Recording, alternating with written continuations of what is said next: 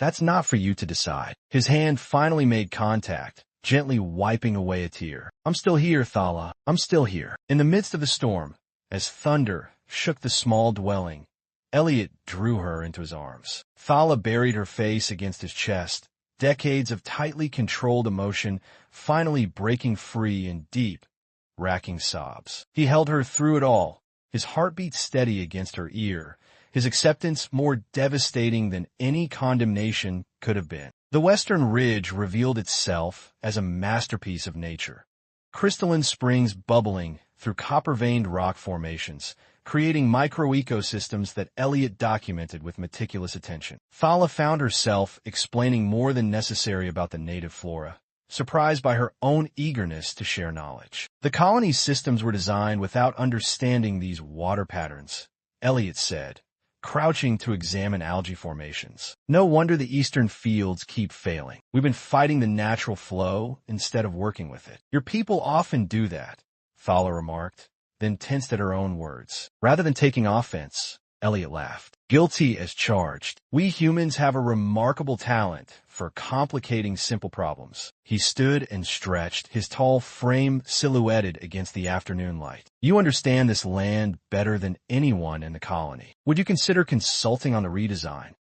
Thala's pulse quickened. I did not enter the colony center. My arrangements were clear when I was granted asylum. Self-imposed exile wasn't part of the agreement, Thala. I checked the records. The casual mention of records made her blood run cold. What else did you check?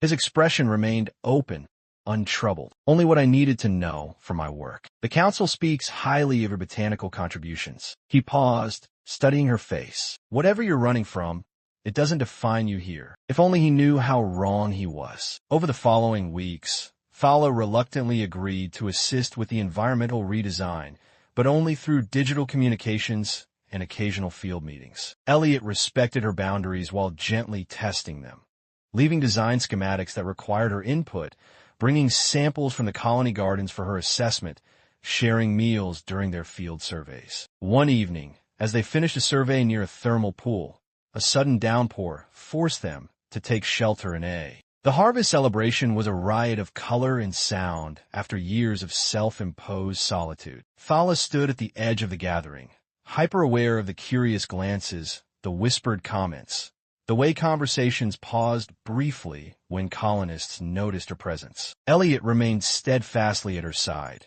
his hand occasionally brushing against hers in silent reassurance. Chief Engineer, a colony official approached, eyeing Thala with poorly disguised suspicion. I see you've convinced our reclusive botanist to join the festivities. Administrator Patel, Elliot nodded respectfully. Thala has been instrumental in redesigning the irrigation systems. We wouldn't be celebrating a successful harvest without her insights. The praise, so publicly given, made Thala's skin flush a deeper copper. The administrator's eyes narrowed slightly, but colony politics demanded civility. Then we are grateful for your contribution, he said to Thala, before quickly moving on. You didn't need to do that, Thala murmured. Speak the truth?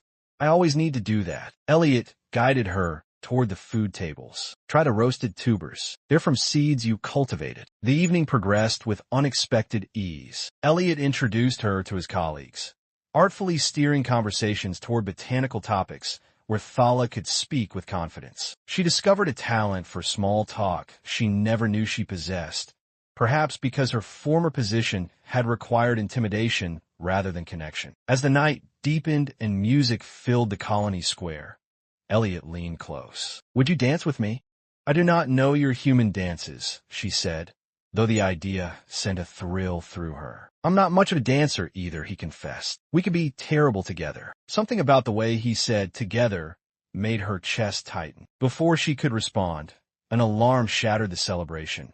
3 sharp blasts that sent colonists running to predetermined positions. Atmosphere breach in. The following weeks passed in a blur of newfound intimacy and lingering dread. By day, Thala worked alongside Elliot, redesigning New Haven systems and gradually becoming more visible in colony life. By night, she discovered the exquisite vulnerability of sharing her bed, her body, her space with someone who looked at her with desire rather than fear. Their physical connection transcended the differences between their species. Elliot traced the ridge patterns on her copper skin with reverent fingers, kissed the sensitive spots along her spine where vestigial Varaxian gills had once allowed her ancestors to breathe in multiple atmospheres. She explored the unfamiliar terrain of his human form, marveling at the smoothness of his dark skin, the blunt fingertips so different from her own slightly tapered ones. In the darkness, wrapped in each other's arms, she could almost forget what she had been,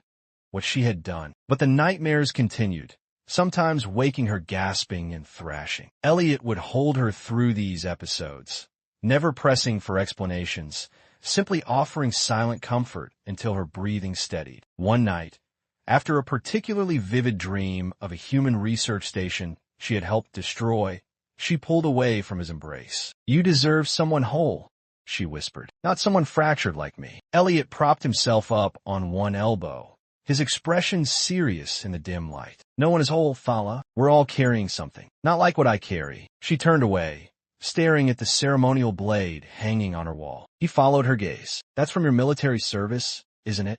The direct question froze her. In all their time together, he had never asked about her past so explicitly. A storm was gathering outside, the first of New Haven's violent seasonal tempests. Thunder rumbled in the distance as Thala rose from the bed, pulling a robe around her naked form. The decision crystallized in her mind.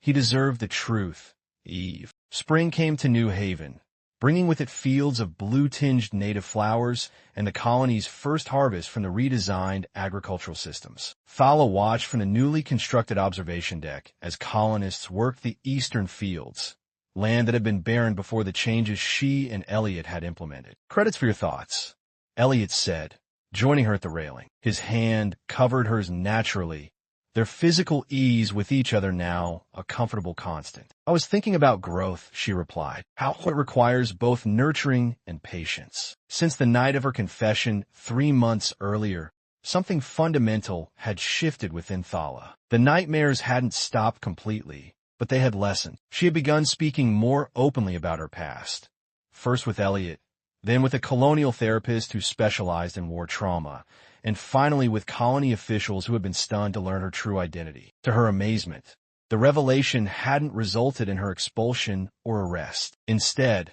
with Elliot's support and testimony about her contributions to New Haven, she had been granted formal amnesty in exchange for providing intelligence about Varaxian military strategies, information that had already saved lives along the contested borders. "Administrator Patel approached me this morning," Elliot said, interrupting her thoughts. "Earth Central has received a communication from another Varaxian defector seeking asylum. They've asked if you would be willing to serve as a liaison." Thala stiffened. "They trust me with this?